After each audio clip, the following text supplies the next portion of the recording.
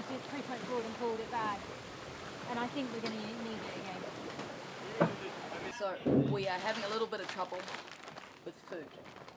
We are needing to begin rationing because we packed enough food for 8 days, and generally we tend to eat a little less than what's in our food bags each, except for Seb, he always finishes his food bag. So now we're going to have to start rationing our leftover food from one food bag back into the day one food bags, and hopefully I can create a whole new food bag for everyone. 1 or 2 of them at least, because instead of the 8 days it's looking like 9 or 10. So yeah, wish us luck.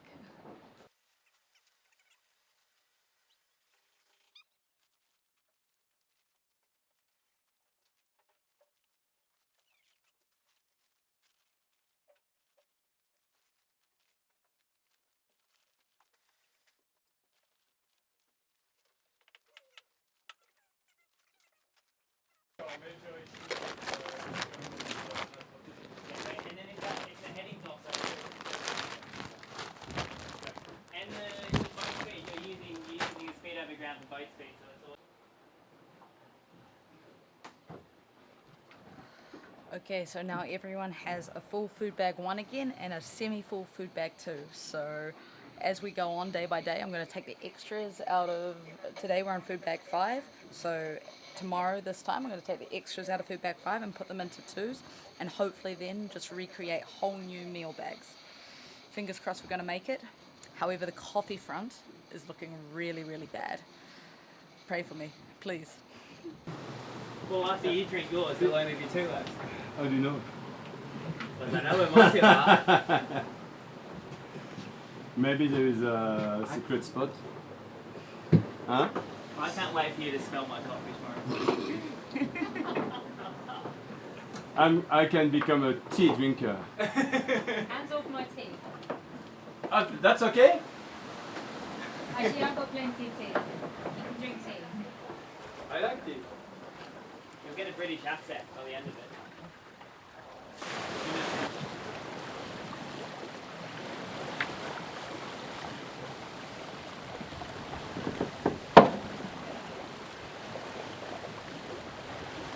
Yeah, we're drinking a lot of water at the moment. I mean, I think I must have drunk 5 litres yesterday, and then we're cooking with it all as well. So there's 5 of us on board. We're drinking a lot of water. We can't store that much water on the boat, so we have to make it via desalination, and I'm about to make water for the day, so I make it normally once a day. So let's just have a little look at how we do that. So down here we have 2 water makers. This is our water tank there, so the fresh water is in this tank, and we dispense it through this little tube and gun there. Now there are 2 water makers here. This is a tiny little one. This is our reserve, and that's installed underneath this one. So it's this whole unit here, and these pumps over here. And this is our desalinator. So the way it works is it picks up seawater, and then it forces it at high pressure through a ceramic filter, and that filter just removes everything from the seawater. So it removes all of the minerals, it removes all the salt, it removes any pollutants or anything like that. It's actually really easy to use. Difficult thing on a boat like this is getting the water into it. So let's have a look at our water intake. So there's a water feed that comes through this pipe here, and this goes behind this hatch into the keel itself, and then the water intake goes into the keel. There's a tube that runs halfway down the keel, and then it picks water up from a vent about 2 meters under the surface.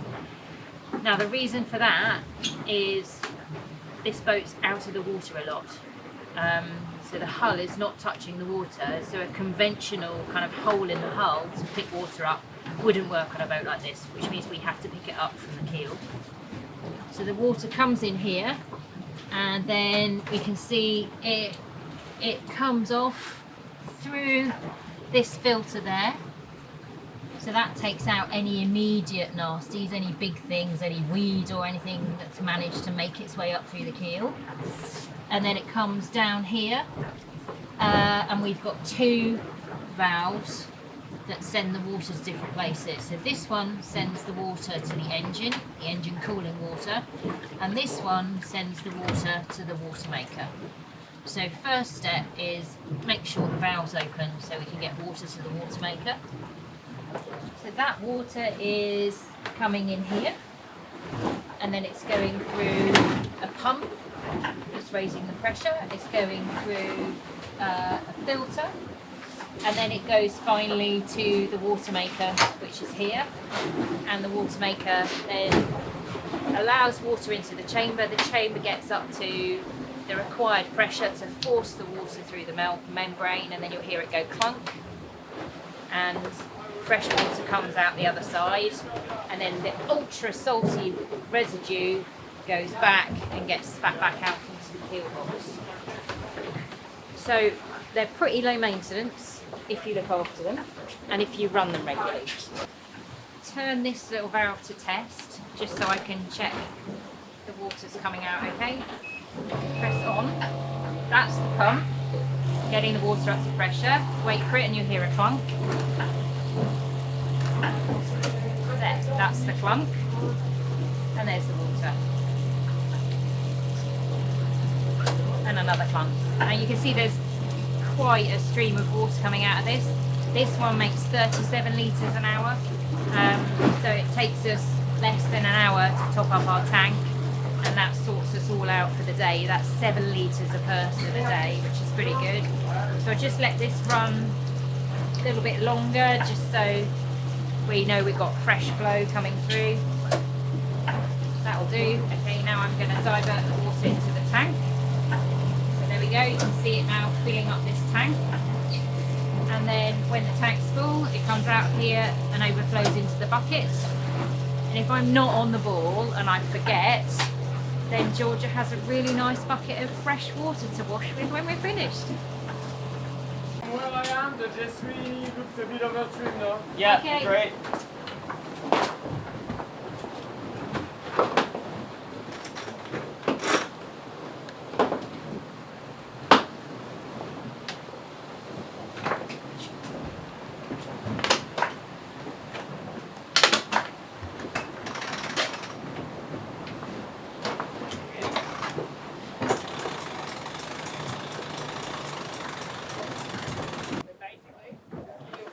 Understand, Seb?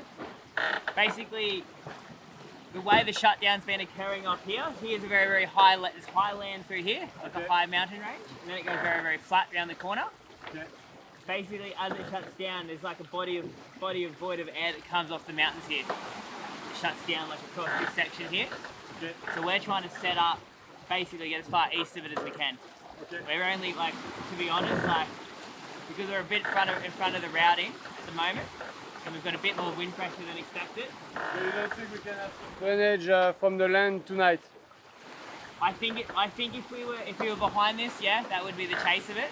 But I think there's an opportunity to get in front of it and to get back into kind of a bit more of a gradient. Okay. Because the land finish is just there. That's the end of the land just there. Oh really? Yeah. So we're right, like this is where everyone parked up last night. Okay, so by the time it's gonna be night, we're gonna be past the headland. Okay, understood. Okay. Yeah. There is an end to Sicily. It does end. But basically, because we're a little bit quicker, there was two options. It was to kind of let the soft air go, kind of work up the other side, like go around to the east of Sicily, kind of work up the coast, and then come across like some of the other boats in the fleet in front did. Or for us to kind of, if we got through this, we're going to be in front of the soft spot, so we can step on it and go south. With the idea of we actually, yeah. step on it with doing 6 knots. All right, Seb, step on it.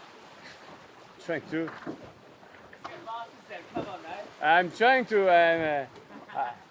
doing a good job. I had no intention of falling like that. Ah ouais, c'est ça.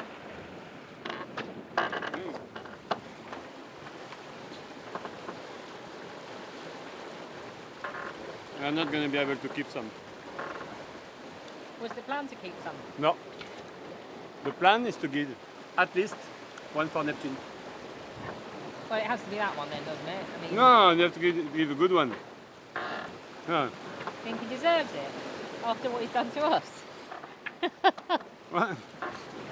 What do we want him to do to us for next? Like nice wind, good condition. So, okay. That's for you, Neptune! Woo! This is a lucky saucisson. Comes flying back because Neptune's a vegan. Yeah.